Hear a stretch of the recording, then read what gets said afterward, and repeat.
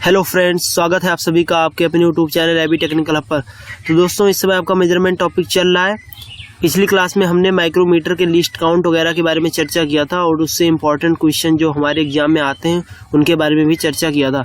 आज हम माइक्रोमीटर के टाइप्स के बारे में समझेंगे और अभी तक मेजरमेंट की 5 क्लास हो चुकी है, तो लिंक डिस्क्रिप्शन में दे दूंगा, जाकर देख लीजिए और हमारे टेलीग्राम ग्रुप को ज्वाइन कर लीजिए, जिससे आपको जितना भी क्लास में हम पढ़ाते हैं, जो भी क्लासेस हो चुकी हैं या फिर जो भी होती रहती हैं, उनका पीडीएफ आपको हमारे टेलीग्राम ग्रुप पे मिलता रहता है। तो इसलिए टेलीग्राम ग्रुप को ज्वाइन कर लीजिए।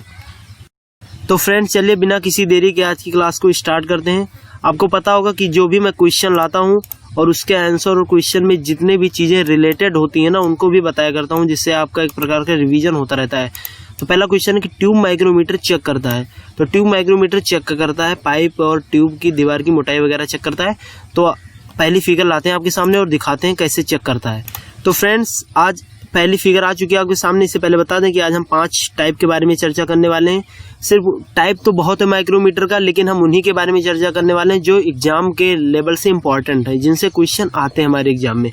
तो पहला हमारा ट्यूब माइक्रोमीटर, दूसरा हमारा डेप्थ, तीसरा इनसाइड, चौथा स्क्रू थ्रेड माइक्रोमीटर और पांचवा वी एनविल माइक्रोमीटर। आज हम इन पांचों के बारे में चर्चा करेंगे और इनसे रिलेटेड क्वेश्चन भी पढ़ेंगे और अगले वाले पार्ट में जो बचेंगे उनके बारे में चर्चा करेंगे। तो अभी आपका ट्यूब माइक्रोमीटर है। तो अभी आपको ट्यूब माइक्रोमीटर दिख रही है। तो इसका यूज क्या करते हैं, देखिए इसका यूज ये है कि देख लीजिए, जो ये पाइप है ना, इसकी दीवार की मोटाई यानी थिकनेस माप रहा है। देख लीजिए, एक चीज़ ये इंपॉर्टेंट है। दूसरा क्या, इसका जो स्पिंडल है ना ये, और जो एनविल है ये, इसके बीच में 90 डिग्री का एंगल बनता है। दूसरा ये, और तीसरा इसका अदर नेम है स्पान माइक्रोमीटर भी कहते हैं इसे।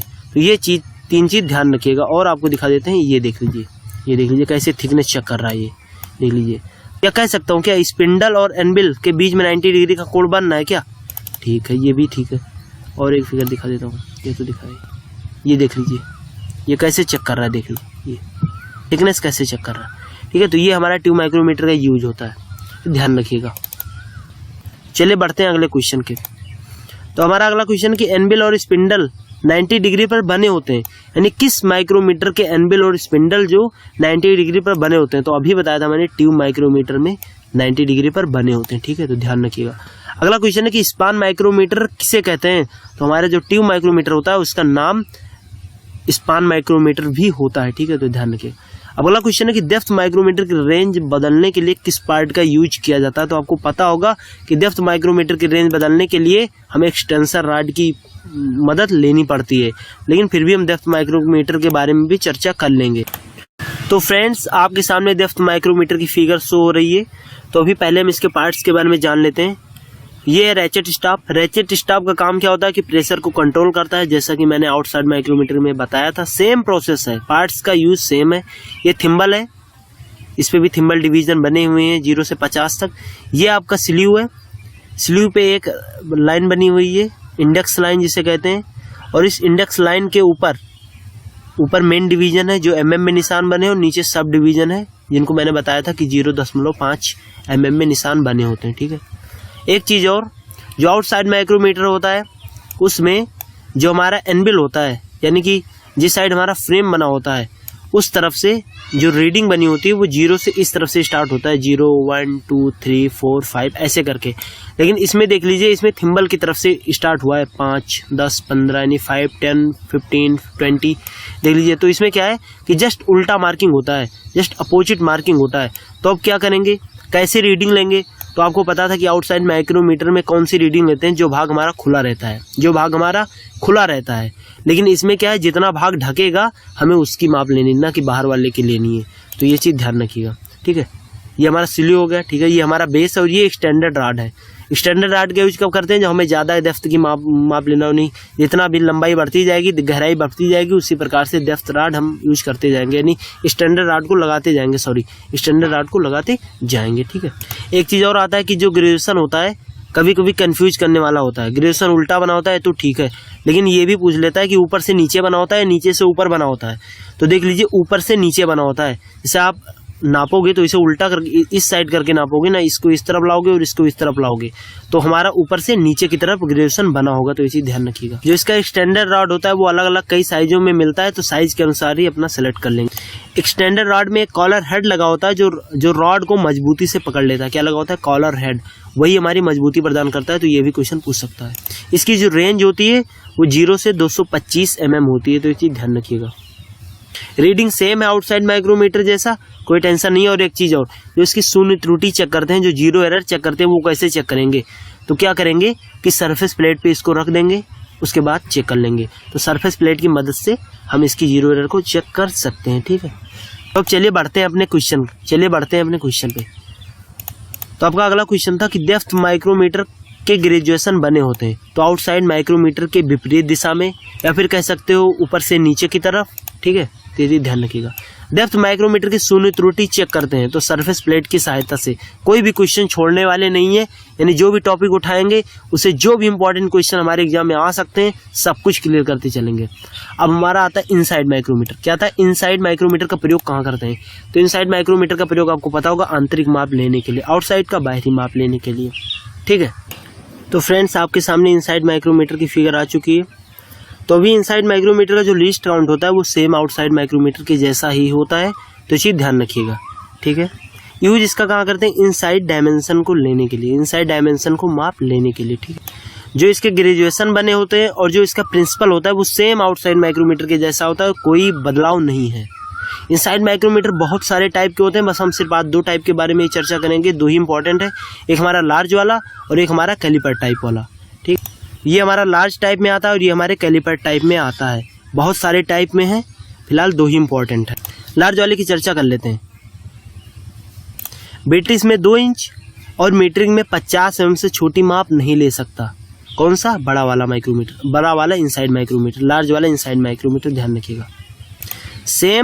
सेम बिल्कुल आउटसाइड माइक्रोमीटर के जैसा होता है ये वाला, लेकिन बस अंतर इसमें है कि यू फ्रेम नहीं होता और रैचेट स्टॉप नहीं होता। इसमें रैचेट, इस जहाँ पे हमारे आउटसाइड माइक्रोमीटर में जहाँ पे रैचेट स्टॉप होता है उस स्थान पे यहाँ पे एक एनबिल दे दी जाती है जिसे फिक्स्ड कर देते हैं। ठीक है, तो ये चीज ध्यान रखिएगा।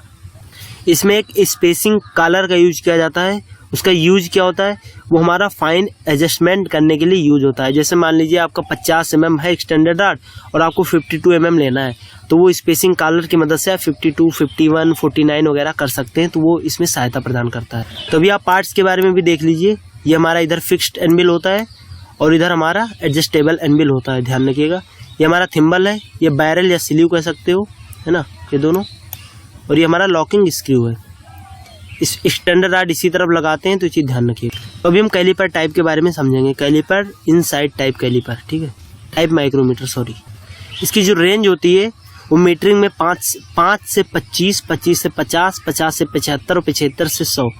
और बेटिस में होती है 0.2 इंच से 1 इंच, फिर 1 से 2, फिर 2 से 3 और 3 से 4, यानी 4 रेंजों में मिलती है। ठीक है, एक चीज और ध्यान रखिएगा कि बेटिस में 0.2 इंच और मीटरिंग में 5 mm से कम माप ये ले सकता है। तो ये चीज ध्यान रखिएगा।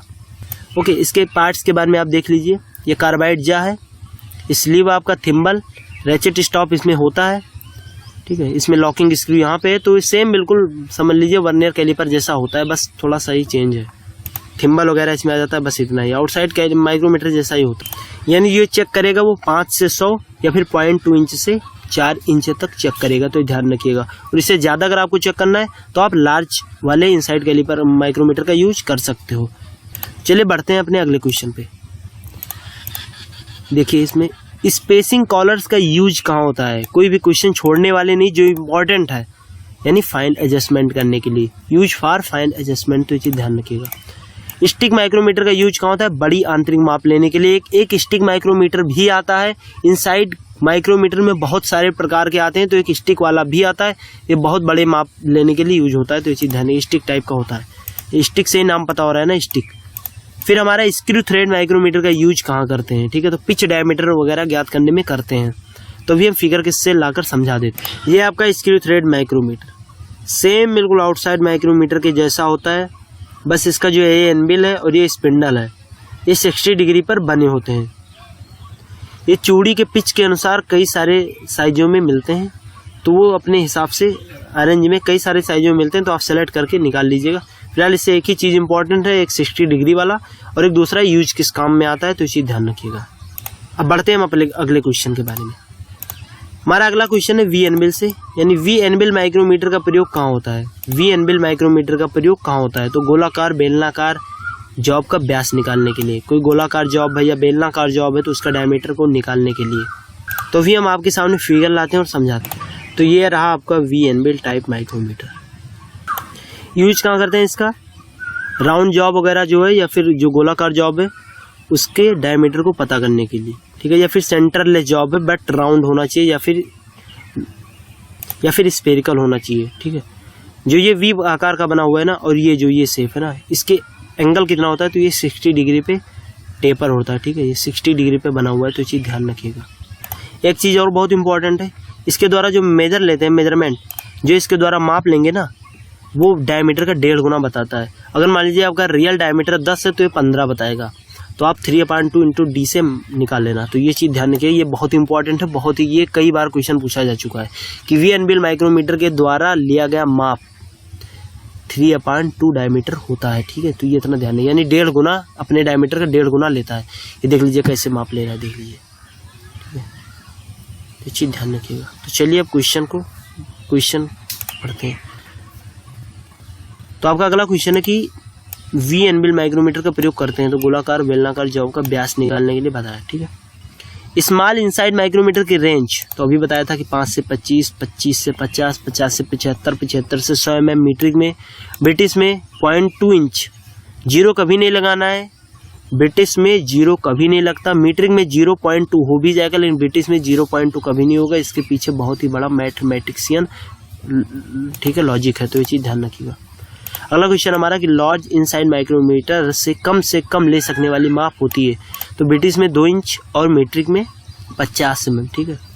वी एनबिल माइक्रोमीटर में मेजरिंग फेस बने होते हैं, तो 60 मेजरिंग फेस। क्या मेजरिंग फेस, देखिए ये आपके मेजरिंग फेस है, क्या ये आपके मेजरिंग फेस ही है ना, तो कितने डिग्री पे बने हैं, तो ये आपके 60 डिग्री पे बने हैं, तो वही पूछ रहा है, ठीक है।